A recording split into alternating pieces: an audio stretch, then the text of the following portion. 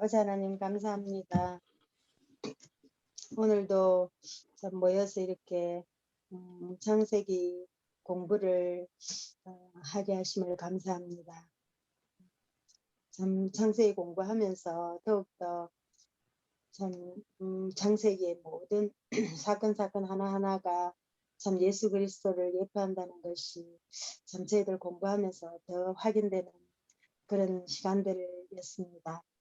참 오늘도 성령께서 함께 하셔서 참 언약이 어떻게 성취되어서 어떻게 여호와가 계시되는가를 공부하고자 합니다. 저희들이 삶에 살아가는 원동력이 참 하나님 살아계심으로써 늘 순간순간마다 여호와 기억하며 경외하는 삶 사는 데 있다고 생각합니다. 성령께서 함께 하셔서 오늘도 그것을 확인하는 귀한 시간 되도록 인도해 주실 줄 믿습니다. 준비하는 장로님이나 또 멀리 있는 포항의 성도님들이나 또 저 역시 참 하나님의 그 늘 함께 하심을 참 더욱더 확인하는 이 시간 되기를 소망합니다. 모든 말씀 예수님 이름으로 기도드렸습니다. 아멘.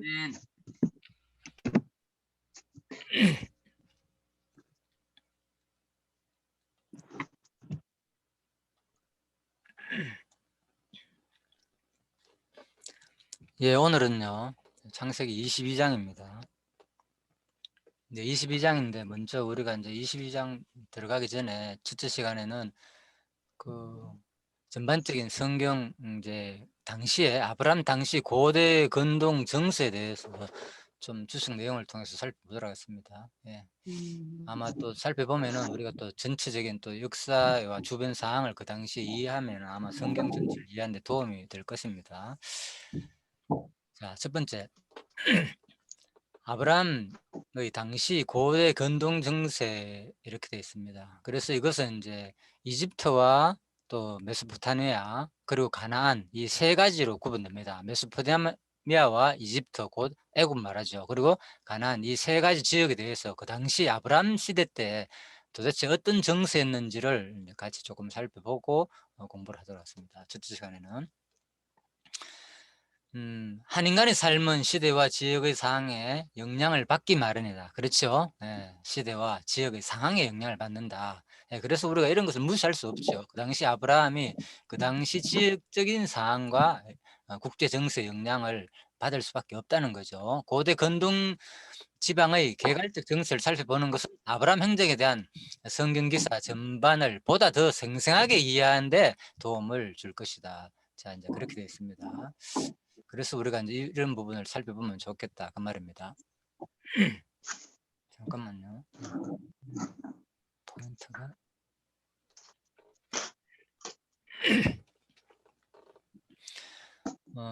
먼저 아브라함 당시는요 BC 2166년경이고요. 예, 그래서 메소포타미아 지방에 꼽히던 바로 수메르 문명이라고 들어봤잖아요, 그죠? 예, 그래서 지금도 뭐 바벨론 문명 이렇게 치면 수메르 문명하고 연결돼 가지고 아주 영상을 예전에 한번 봤죠. 자세히 소개됩니다. 우리나라에서 그래픽으로 만들어 가지고 아주 그 3D 영상으로 제작해 가지고 그 복원해 가지고 상당한 기술로, 그죠? 그 당시에 촬영한 게 KBS인가 아마 있을 거예요. 전번에 우리 한번 봤잖아요, 네. 그죠? 예, 그런 거 근데 참고하면은 예. 장로님 수메르 문명이 메소포타미아 쪽 아니에요? 그렇죠. 같은 거예요. 예, 예. 예. 그래서 그래서 이제 고대는 수메르 문명이라고 그러는 거죠. 예. 예, 그래서 메소포타미아 지역이고 문명은 이제 수메르 문명이다. 그래서 갈대아 우르에서 태어나가 오늘날 북부 시리아 지역에 위치했던 바단 아람 하란 땅을 거쳐 가지고 75세 때에 이제 약속의 땅 가나안으로 이주한 내용이 나오잖아요. 그게 바로 우리 아브라함인데 아브라함은 바로 BC 1991년 175세의 나이로 이제 죽게 되는데요, 그죠? 예, 그래서 그때 도대체 어떤 시기에 이제 아브라함이 이런 일이 있었나 그 말입니다. 그래서 이 3대 문명을 오늘 이제 살펴보겠다 그 말입니다. 첫 번째, 메소포타미아 지역의 문명입니다. 그거는 이제 결국은 이제 고수메르 시대가 있었고 다음에 아카드 시대가 있었고요. 그리고 메소포타미아 암흑기가 있었고 다음에 신수메르 시대가 있었고 그 다음에 바로 바벨론 시대 우리가 들어봤잖아요, 그죠? 바벨론 시대가 바로 2000년부터 이제 1600 이 당시에 이제 시작되는데 자, 고바벨론 시대입니다. 뭐 그리고 신바벨론 시대 계속 이어지잖아요. 그죠? 그런데 그 전에 바로 이미 이 당시 이 지역에 뭐가 가장 먼저 출발이 됐는가 하면은 이제 수메르 문명이 가장 먼저 시작되었다 그 말입니다. 예. 그래가지고 이 수메르 문명도 아카드 시대에 가지고 또 정복당하고 그래가지고 결국 이 메소포타미아가 암흑 시대에 있다가 다시 이 수메르 문명이 다시 부활하는 거예요. 쉽게 말해가지고. 그래가지고 이때 바로 아브라함 당시가 그죠? 이때 활동했던 시기다 그 말입니다. 75세 때니까 아브라함이 그죠? 한 2091년 정도 되잖아요. 그죠? 한 2100년 정도 이 근간에 활동한 시기였고 이때 부름을 받아 가지고 그죠? 175세에 타결했으니까 그죠? 바로 신 수메르 시대와 고바벨론 시대와 연관되지요. 이렇게 보시면 되겠습니다. 아브라함의 그런 주 활동 시기는 바로 이 수메르 문명 시대에 이때 살던 때에 바로 아브라함을 불렀다 그런 말입니다. 그래서 이 당시에는요, 사회의 기초 단위로 도시 국가 제도를 통해 체제의 전형을 삼았는데 도시 국가들 사이의 일시적 통합은 있지만은 완전한 이제 통일은 한 번도 이루어지지 않았다는 겁니다. 이 당시에. 그래서 수메르인들 사회는 이처럼 크고 작은 많은 도시 국가들로 형성되어 있었기 때문에 도시 국가들 사이에 분쟁이 끊이지 않았다. 그렇겠죠. 아주 왕정 제도를 해가지고 국가 전체적인 나라로 하나로 형성된 게 아니고 통일 왕국으로서 그죠? 도시 국가들로 형성됐기 때문에 아무래도 이제 각 도시들마다가 국가고 하나의 나라가 되는 거니까 따지고 보면은 그러니까 분쟁이 끊이지 않을 수밖에 없는 거죠. 이로 인해 수메르인들은 풍부한 창의력으로 놀라운 문명을 건설함에도 불구하고 봤잖아요. 그걸 내가 지금 준비를 안 했네요. 그래 그 사진 보면 상당히 엄청나게 그죠? 저 문명이 발달된 심지어는 유튜브에 보면 수메르 문명 딱 치면은 자료 많이 나와요. 그렇죠. 예, 그래서 이제 또 바퀴가 이 당시에 처음으로 또 발견됐다는 거 봤잖아요, 그죠? 예, 머리 빡빡 깎고 그거 봤잖아, 눈 크다나 해가지고 예, 바퀴가 발견되고 그죠? 그런 것들이 이 당시에 이미 상당히 오래 전에 이제 발견되었다는 문명이 자, 그 얘기입니다. 그래서 이렇게 풍부한 창의력으로 놀라운 문명을 건설함에도 불구하고 그 힘이 날로 쇠퇴해 갔다. 그래야 수메르 문명은 BC 24세기 초반 수메르 서북부에 살던 반유목민인 또 다른 셈족 계열 아카드인에 의해 가지고 정복당하고 그래가지고 결국은 아카드인을 이끌고 수메르를 정복한 아카드의 통치 아까 그랬죠. 예, 여기 나오잖아요, 그죠? 예. 이 고세문으로 아카드 시대로 넘어갔다 그 말입니다. 예. 그래가지고 물론 사로곤 1세가 이제 아카드의 통치자 사로곤 1세에 의해 가지고 그 수도를 훗날 바벨론으로 불리게 되는 아카드에 정하고 결국은 이제 아카드가 먼저 시작됐는데 결국은 이 아카드가 결국은 바벨론이라는 도시로 이름 바뀐다 그 말입니다. 아카드 시대에. 자, 그래서 아카드 시대를 열어놓았고 막강한 군사력으로 중부 메소포타미아, 페르시아 만에 이르는 광대한 지역을 정복하였다. 그런 아카다 제국은 자 2세기도 채 지나지 않아 가지고 급속도로 이제 쇠퇴하고요. 그 다음에 바로 구티족이라고 야만족의 습격을 받아가 멸망하게 되고 이 구티족은 70년 동안 메소포타미아 지역을 지배하고 다스리다가 결국은 이 기간도 오래 가지 못하고 소위 문화사적 암흑기에 이제 해당된다. 그래가지고 이 시기에 후리족은 동부 티그리스 지역으로 침투해 들어왔고 한편 구티족이 이제 이렇게 제국을 무너뜨리게 했으나 메소포타미아 지역 전체에 걸쳐 중앙 집권적 체제를 확립하지 못했다는 거죠. 그래서 이 수메르 지역의 특징이 아까 그랬잖아요.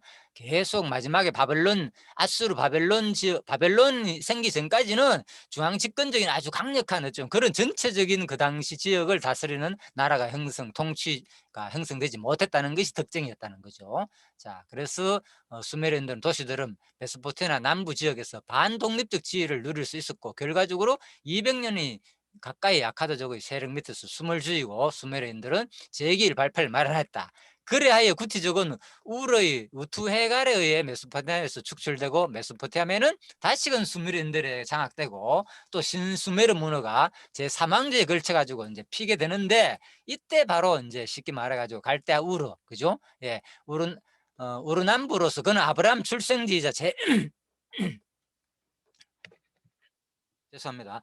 제1차 소명지인 갈대아 우르를 자신의 왕조의 수도로 정하였다. 그래서 바로 이 당시 갈대우르는 페르시아만과 바그다드의 중간 지점, 그 유브라데 강 서쪽 하구에 자리 잡고 항구 도시로서 농업뿐만 아니라 공업으로서도 크게 발전하였다는 거죠. 그 아브라함이 갈대우르로 살았잖아요, 그죠? 그래서 무엇보다도 대상들은 해상 무역과 육상 무역 모두 중심지로서 매우 부유한 도시였다. 아브라함이 출생지가. 그래서 우르 제3왕제는 입비시니 시대가 시작되면서 엘람족과 아모리족 속의 세력의 확장에 말단 행정 구역까지 그 세력이 미치지 못하게 되자 점점 쇠퇴하기 시작했다. 그래서 2000년경 엘람이 우르를 침공하게 됐고, 그래서 바로 앞비신이 사로잡혀가고 우르 제3왕제뿐만 아니라 바로 수메르 제국 전체가 종말을 고하게 됩니다. 자, 대충 우리가 그냥 듣고 넘어갑시다. 이렇게 하는 거. 고 수메르 시대, 아카드 시대, 메소포타미아 암흑 시대가 있었고,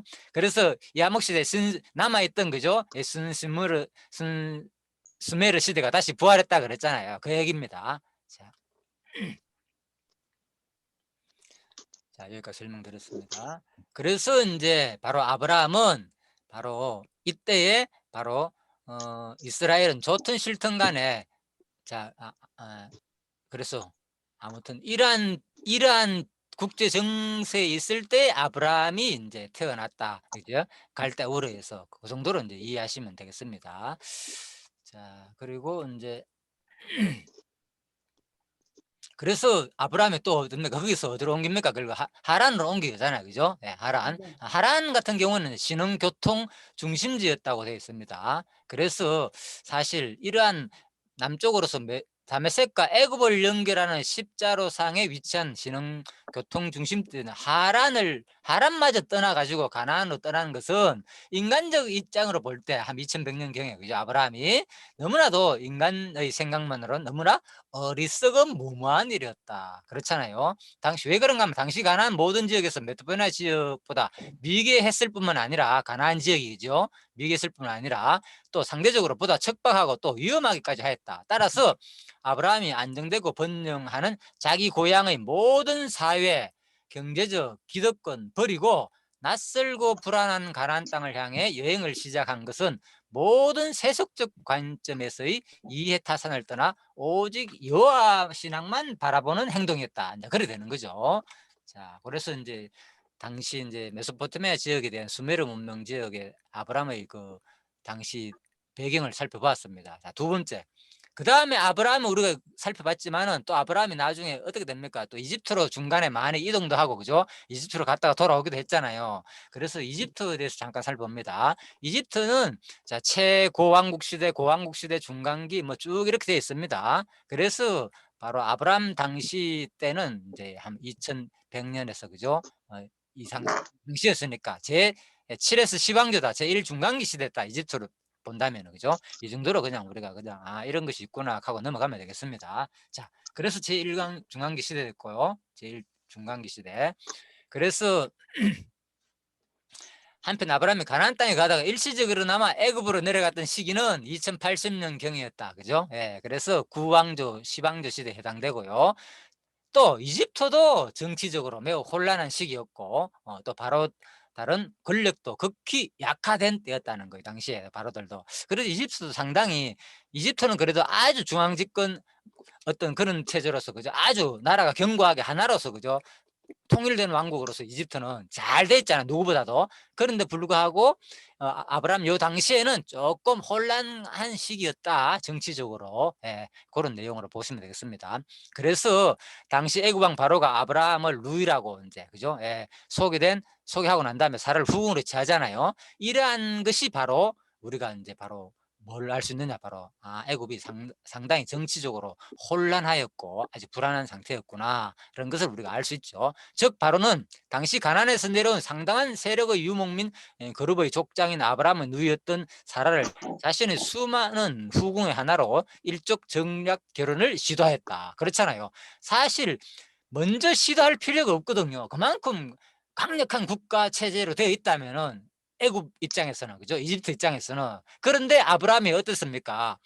그렇지 않아도 여러 이민족 민족들의 소규모 도발로 골치를 썩고 있는 상황에서 이집트가, 그죠? 바로 아브라함 일가를 인해 야기될지 모르는 혼란을 미연에 방지하면 물론 가나안 지역에 자기 세력을 심어둠으로, 가나안 지역에, 그죠? 자기 세력을 두어서 일석이조의 효과를 보고자 하는 것이 바로 이 당시에 바로 바로왕의 속셈이었다는 거죠. 그래서 정략 결혼을 하게 됐고, 그래서 아브라함 누이를 자기 아내로 후궁으로 맞이하게 됐다. 그런 것을 볼 때 상당히 이집트가 안정되지 못하고 아직 주위에 여러 가지 다른 나라 세력 주변 국가들에 해가지고 아직 정치적으로 혼란한 시기였다. 아직. 자, 이런 얘기입니다. 그래서 바로 아브라함이 이런 때에 가다 보니까 누이와의 관계가 이제 후궁으로 먼저 거기서 요구 사항이 있다는 거죠. 자, 물론 이런 것이 하나님이 계획해 가지고 아브라함을 부하고 또 아브라함의 신앙을 더욱 돈독하기 위해서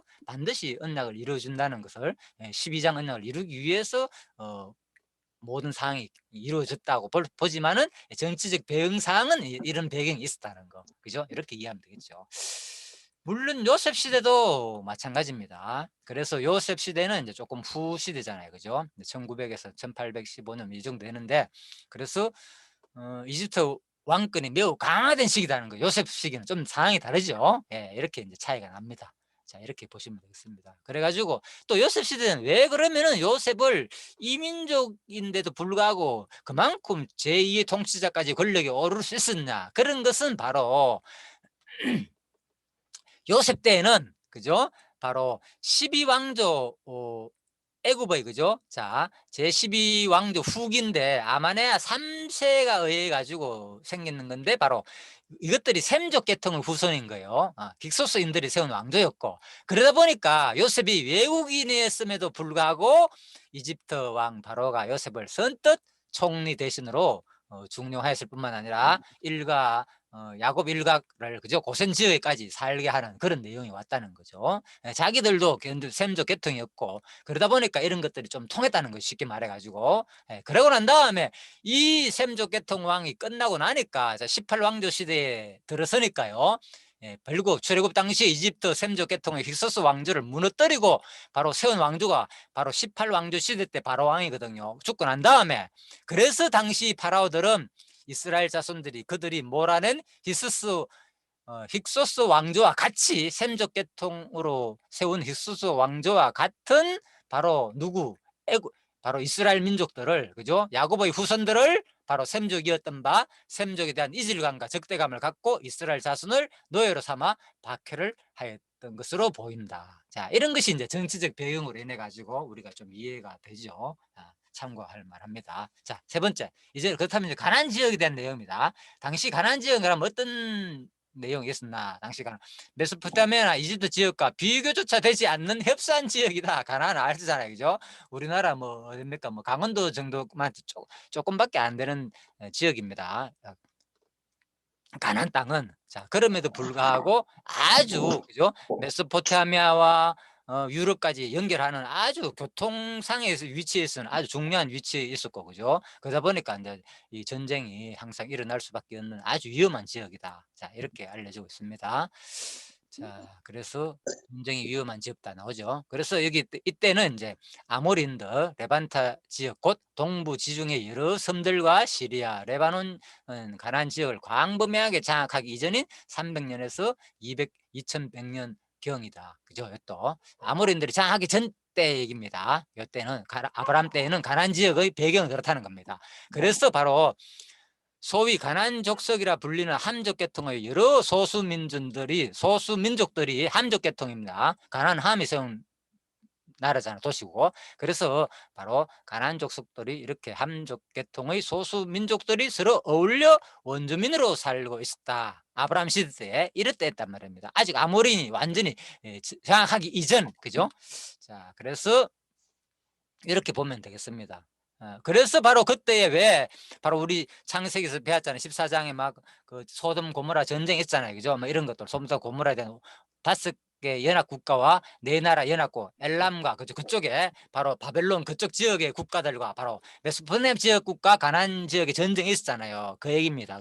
그것이 성경 기록에 나오는 세계 전쟁 첫 번째로 나오는 세계 전쟁이죠. 그죠? 자, 이런 것들이 바로 왜 5개 국가가 나오느냐, 소돔 지역에. 이런 것들이 당시에 뭡니까? 아직은 여기도 가나안 지역도 통일적으로 국가가 하나로서 형성되지 않았고 국가들의 소왕국이 여러 개 형성되었다는 신뢰를 확실히 성경 내용을 통해 확인할 수 있다. 그 말입니다.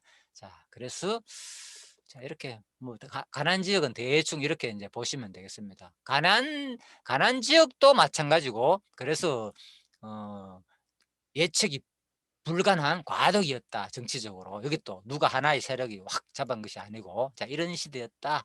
예, 그러다가 나중에 결국은 그죠, 이제 아모리 족속의 영향권에 들어가면서 이제 아모리 족속이 거의 가나안 지역을 좀 장하죠. 가나안 뭐 족속이 수많은 족속 가운데서 그죠, 아모리 족속이 가장 강대한, 그래서 가나안 족속 대표 족속 하면 아모리 족속이다 그러잖아요. 그죠? 자, 이렇게.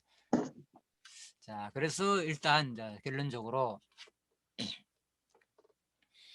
자, 뭐 가나안 땅은 그죠, 아까 나왔죠, 한반도보다 강원도 넓이 해당되는 좁은 땅인데도 불구하고 아브라함이 거주하던 당시 국제 사회의 중심지이고, 갈대아, 우르, 바단 아람, 하란을 떠나 바로 이 멀고도 먼 미지의 땅으로 이제 이주했다는 거죠. 아브라함이 이런 정치적 배경을 입어 가지고, 그래서 뭡니까?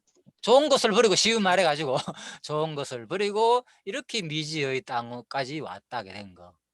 그리고 아브라함은 문명이 뒤떨어지고 척박한 반면, 그죠? 척박한 땅은 문명이 뒤떨어지고 땅은 척박한 이쪽으로 왔다는 거죠. 정치, 군사, 치안 등 모든 면에서 불안한 땅으로, 바로 가나안 땅으로 왔다는 겁니다. 자, 그래서 바로 자신이 고향 본토에서 누리던 모든 기반과 기득권도 일거에 포기할 수밖에 없다는 거죠. 이러한 이제 이는 그가 오직 왜 아브라함이 이런 모습이 나왔느냐? 오직 그는 하나님의 언약, 알잖아요. 12장에서 언약에 따라 가나안을 자신의 약속의 땅으로 믿었기 때문이었다. 그렇죠. 우리가 결국은 이제 모든 것을 포기할 수 있는 것은 언약에 대한 확신이죠. 언약이 없으면 우리 삶이 이렇게 될 수 없는 거죠. 그리고 남은 여성을 그 땅에서 보내며 자신의 후손들에게 오직 이 가나안 땅만이 그들의 약속의 땅으로서 그들이 영원히 거해야 할 땅이고, 이를 차지할 권리가 있는 땅임을 자신의 전생애를 통해 보여주고자 최선을 다했던 아브라함의 모습, 또 그래야 비록 아브라함 자신은 평생을 가나안 근경에서 뭐로 살았다고요? 나그네로 살았다. 그죠? 그래서 이제 히브리서에서 잘 표현하고 있죠. 아브라함은 어디 가나 나그네로 표현했다. 왜? 무엇을 바라보고 성을 짓지 않고 한 것은 뭐 영원한 하늘나라의 기업이 자기가 기업을 받을 소망을 두었기 때문에 굳이 이 땅에서 성을 짓지 않고 뭐로? 나그네로 소개하며 살았다. 자, 그 확신이죠. 믿음이죠. 그래서 거의 사후 수백 년 뒤에 이 가나안을 정복하여, 그죠? 결국은 다윗 왕조 때 살지만은 사실은 뭡니까? 아브라함 때는 그렇게 아브라함이 신경 쓰지 않았다는 거죠. 확실하게 영원한 천국을 바라보고 살았다. 그 말입니다. 그리고 인간들의 생각과 달리 불완전한 당시의 이 고대 근동 지역의 정세 속에서도 아브라함은 약속의 땅에서 오히려 더욱 번성하였다. 자, 제가 이걸 읽으면서 무슨 생각했는가 하면요, 이야, 이 내용이 역시 성경이라는 것이 참, 제가 그동안 많이 말씀드렸죠. 성경 무슨 구조로 되었다고요? 프랙탈 구조다, 닮은 꼴이다 그랬잖아요. 그죠? 브로콜리처럼 하나가 나뭇잎 하나 떼면 나무 전체 모양처럼 나오듯이, 그죠? 나뭇잎 쫙쫙 뻗어 나갔잖아요. 나뭇잎이 그렇게 구성되어 있잖아. 줄기가 있고 가지가 막 뻗어 나가시. 나무 기둥도 그렇잖아요. 자, 그래서 이런 것이 프랙탈 구조라 그러는데, 그죠? 바로 인간들의 생각과 달리 불완전한 당시의 고대 근동 지역의 정세 속에서도 아브라함은 약속의 땅에서 오히려 번성하였다. 그렇잖아요. 그쪽 어딥니까? 원래 자기가 살던 하란을 떠나가 메소포타미아 문명, 수메르 문명 지역이 가장 그저 왕성한 그 지역을 떠나와 가지고 가장 척박하고 볼품없는 땅도 좁고 이 땅에 와가 살았는데, 오히려 여기 와서 아브라함이 더 부자가 되고 거부가 되고 많은 족속을 거느리게 됐잖아요. 318은 가신을 거느릴 정도가 되니까. 그래서 야, 이게 어떻게 이런 일이 있을 수 있는가, 이런 것들이 전부 다 제가 이제 이걸 보니까, 야, 이것이 마치 이 출애굽 내용하고 똑같아. 이스라엘 백성들이, 그죠? 애굽에 들어갔잖아요. 애굽이 어떤 곳입니까? 상당히 노예 생활하는 장소였잖아요. 그죠? 70명이 들어갔는데 노예 생활하는 그런 아주 어려운 상황 속에서 들어갔는데, 나올 때는 그죠? 예, 근 200만. 자, 그죠? 싸울 수 있는 24 이상 군인들만 나올 수 있는 장정들만 그죠? 70만 정도 되었으니까 얼마나 곱하기 4만 해도 200만이 넘잖아요. 그죠? 그러한 숫자로 불어났던 거. 이런 것을 볼 때에 이미 아브라함의 생애가 무엇을 보여주느냐. 그죠? 아브라함의 생애 자체가 앞으로 장차 있을 누구의 생애? 이스라엘 민족 생에 대한 모형이라는 거죠. 그리고 이런 것들이 또 성경 강론집에서도 이런 것을 인용하고 있죠. 똑같이 이런 식으로. 그죠? 누구 항상 얘기했죠? 바로 누구? 욥의 생애가 욥의 고난이 누구에 대한 고난이다. 이스라엘 민족 전체에 대한 고난을 예표로 보여주는 사건이다. 똑같죠? 결국은 그리스도의 고난 모든 것이 바로 그리스도의 고난에 대한 예표의 사건이고 그래서 그 출발은 그죠? 아담부터 출발하고 아담이 그리스도의 모형이니까 그죠? 아담의 고난 그죠? 쫓겨나가지고 아브라함이 고생하는데 어떻게 됩니까? 결국 생육번성하잖아. 누구 아담 후손들이 그죠? 똑같고 그 다음에 누구 아브라함도 마찬가지라는 거죠. 그죠? 아브라함이 우르에서 지역을 버리고 떠나와 가지고 여기서 더 척박한 곳에서 생육번성하는 이런 모습들 똑같죠. 이것이 장차 이루어질 어디 이스라엘 민족 전체에 대한 바로 출애굽 당시에 애굽에서 번성하고 다시 가나안 땅으로 돌아갈 것에 대한 모형적인 사건이고 또 애굽에서 번성하고 가나안 땅으로 돌아갈 이 모든 사건들은 또 누구에 대한 얘기냐. 그리스도가 이 땅에서 뭡니까? 오셔가지고 자기 백성을 그죠? 다 불러 모아가지고 번성하실 것에 대한 생명 번성하실 것에 대한 사건을 또 모형으로 보여주는 거죠. 그러면서 또 그리스도의 결국은 죽음과 부활 사건을 보여주는 사건이고 그죠? 참 모든 것이 성경이 다 연결됐죠. 그리스도와. 자, 이렇게 보시면 되겠습니다. 그래서 결국은 아브라함 때부터 이 가나안은 결국은 뭐에 대한 모형이냐? 결국은 이제 천국의 이제 상징으로 되는 거죠. 그래서 바로 늘 오늘날 우리에게도 그죠? 늘 세파 속에서 우리가 영원한 약속의 천국을 바라보며 가나안 인생을 살아야 하는 나그네 인생, 그죠? 나그네 인생을 살아야 하는 우리의 삶도 본질적으로는 어떻다가요? 그 옛날 아브라함의 삶과 그 궤도를 같이 하고 있는 것이다. 참 놀랍죠. 그래서 이 성경의 모든 그죠? 아브라함의 삶이나 이스라엘 민족 출애굽 사건이나 이런 것들이 전부 누구에 대한 모형이라고? 그리스도의 고난과 부활 사건에 대한 모형이다. 그런데 이것이 결국은 우리는 또 이것이 왜 우리의 삶과 본질적으로 똑같으냐고 말하는 이유가 뭐이기 때문에 우리가 누구이기 때문에 결국 그리스도의 지체잖아요. 성도, 예, 교회고. 그래서 이 아브라함의 이 나그네 인생은 결국은 신약 시대에 우리 성도의 삶에 대한 모형이기도 하죠. 그죠? 그래서 바로 성령께서 똑같이 우리에게 이렇게 아브라함처럼 인생에 나그네 된 삶을 살게 하고 고난도 주고 형통도 주고 이런 과정 속에서 뭘 바라보느냐? 바로 예수님의 삶을 바라보라는 거죠. 예수님이 이 땅에 와가지고 고난과 형통의 삶을 겪으면서 결국은 그죠? 마지막에 우리를 구원한 것처럼 바로 이 아브라함의 개인의 삶이 단순한 아브라함의 개인의 삶이 아니다. 바로 요한복음 5장 39절 성경은 너희가 성경에서 영생을 얻는 줄 알고 성경을 상고하거니와 이 성경이 곧 누구에 대한 증거다? 내게 대한 증거다. 확실히 맞죠? 딱 연결되죠. 그래서 성경 전체 내용은 오늘 권사님 말씀처럼 그죠? 기도의 말씀처럼 이것이 단순한 아브라함의 개인으로 끝나는 게 아니고 장차 그리스도가 우리에게 주실 영원한 우리 나그네처럼 산 아브라함의 삶 또 나그네처럼 산 아브라함이 자기 그 지역을 버리고 그죠? 자기 문명 문화 모든 우상 숭배하던 그 문명을 다 버리고 바로 하나님이 지시한 가나안 땅으로 가가지고 새로운 그죠? 바로 하나님을 섬기는 삶을 살았듯이 우리의 이 모습도 결국은 장차 그동안의 예전의 나의 모습을 다 버리고 그리스도인으로 부르심을 받아가지고 그 상황은 다 다르잖아요. 여러분과 제가 다 다르지만 그리스도인으로 부름 받아가지고 바로 진짜 똑같이 우리가 마지막에 아브라함이 이 땅에서 그죠? 결국은 가나안에서 모형적인 천국의 삶을 누린 것처럼 우리도 완전히 천국을 아직 소유하지 않았지만 아브라함처럼 이 땅에서도 진짜 우리가 천국 뭘 통해서 우리는 누린다고요? 그리스도의 말씀. 지체된 교회 생활을 통해서 그죠? 생활. 교회 생활 안에 있는 말씀을 통해서 전부 다 우리도 똑같이 천국 생활을 누리는 여러분과 제가 되기를 간절히 바라면서요. 예, 첫째 시간은 마치도록 하겠습니다. 예, 잠시 네. 쉬다가요. 예, 또 예, 그러면 10분 뒤에 예, 충분히 뭐, 쉬다가 그렇게 뵙도록 하겠습니다. 예, 10분 뒤에 뵙도록 그러면 하겠습니다. 50분. 예. 예. 그냥 12시에 들어오십시오. 충분히 쉬다가요. 예. 예, 예.